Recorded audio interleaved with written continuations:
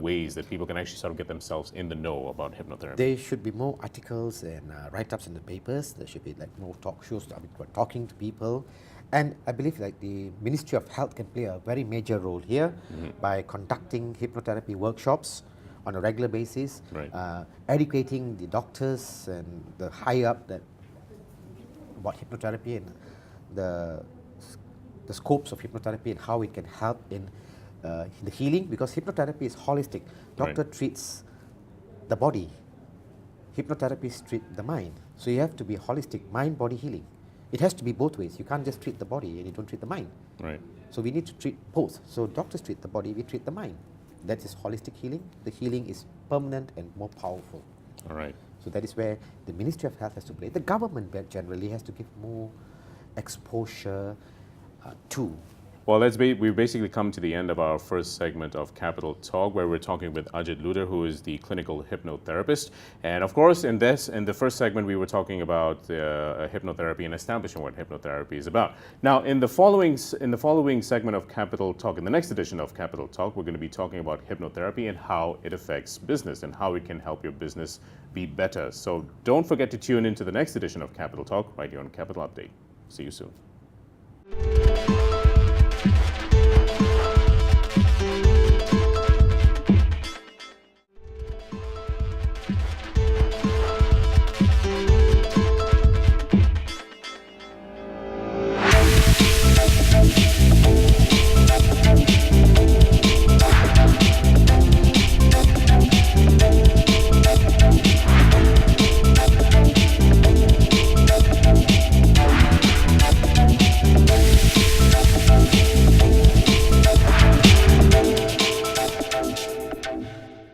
All right, welcome to Capital Talk right here on Capital Update. We're talking with Ajit Ludher, who is a clinical hypnotherapist. Now, in the last segment, we left off with debunking the myth of what hypnotherapy is all about, and it's definitely not about hypnosis, that's for sure. You made it very clear there. It's about an altered state of consciousness, but you are still aware.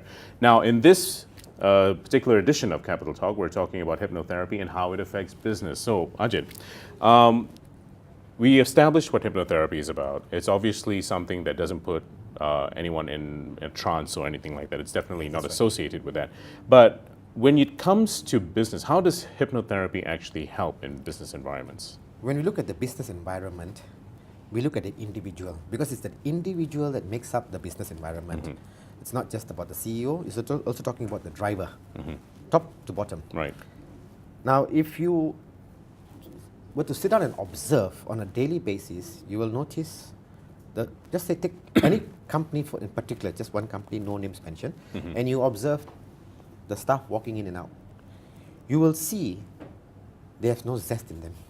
Okay. There's no zest in them. Like if someone just comes in, they usually have a lot of zest, but it sort of dissipates over time, in fact, right? Like I have done my research and I've done my own analysis. I've been observing this bank near my house where I live.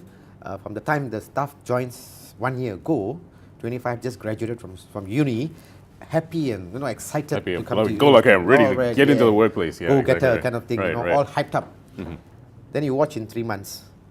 Then you watch in 6 months, 9 months. You find the person has actually deteriorated.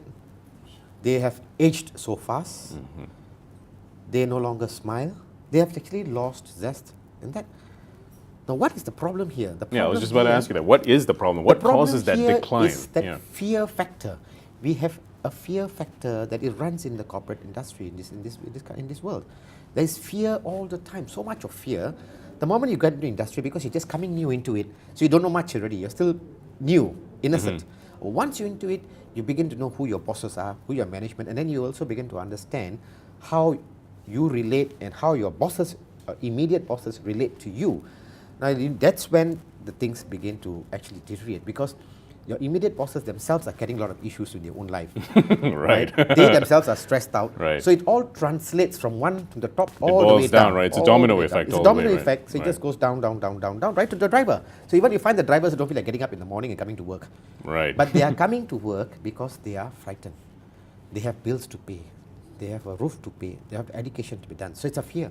It's no longer a joyful thing. So their awareness is just deteriorates. Their values of the work is also disintegrates. And you also find they do not even understand the mission and the vision statement of companies. Oh, like for example, it's written there, but they don't really know what it They means. don't know what it is. Or it's never really sort of enforced by upper management Yes, or anything like it's that, not. right? What is the problem here? The problem is the fear, and it's another communication factor, how we communicate. Now, I have had so much of experience in this, where in one of my clients, I'm just giving an example, so Right, it is sure. actually a very common example. One of my clients is a single lady with 2 kids. She's a senior officer in the bank with 2 kids. She has a maid, but every day she goes to work at 8. She comes back at 8, 9 o'clock at night. Now, she's gone through depression now, and she has come out of it now. She's so much happier, she has actually left the bank. All right. She has left the bank because she realized her Right. value of life is better than sitting in the bank and having to answer to these problems. But during my therapy sessions, she's just crying and really down because her children begin to, go away Distance from her, themselves, distance right. themselves. The maid is bringing up the children. Then when I ask her, why don't you communicate with your boss, your immediate boss? She said, my immediate boss doesn't know how to communicate. And they have this protocol that you cannot go to anyone else to complain. So you have to go to your immediate boss. If you are seen to go above someone else, above that person, you are termed as whatever you call it, Right. recalcitrant or something like that. Right, right. Someone that you're causing trouble. Right. Now, in my analysis, when I check about this, her immediate boss, the immediate boss is a mother of 2 as well, but has a husband, has a maid, and her parents live with her. Ah, okay. Parents live with her. So when this senior officer tells her, look, I need to go back home for my children, this boss cannot understand because she says, I'm also a mother. But she's not working late because she's Right. answerable to a higher boss Right, right, right. who also happens to be a lady. This is sad, but it's a fact, happens to be a lady, and that lady is not married. Okay. Is not married. So that lady can work So, late. I mean, we're seeing a bit of a trend here. It's more or less your circumstance. in Circumstances fact, that you are right. put in, so that creates a fear, isn't it? So you cannot voice out. If you were to voice out, you are seen as a stubborn person, you are causing a Or a troublemaker. troublemaker, right? Yeah. You can't. But companies say, oh yes, we are happy to let you voice out, but they don't take it. You are marked. Right. Indirectly, you are marked already. So when it comes to promotions and bonuses, You're not even you're considered. not even considered or lesser. It's just that. So the domino effect from the top all the way down. So Right. you are carrying this fear. When you are carrying that fear day in, day out, it's getting bigger. It's like a monster in you. You're feeding that fear. When are you going to lose your job if I don't do this? I got to go back home. My child is crying. So if that is the case, I mean, if it all stems up from upper management and it boils all its way down, I mean, when does a company sort of realize that, okay, I have this problem and yeah, maybe I need to get a hypnotherapist to come in? When do they reach that stage? They can first of all look at how many MCs that are being taken. The amount of MCs that are coming out in all these corporate companies is alarming. Every now and then, this person, that person, why?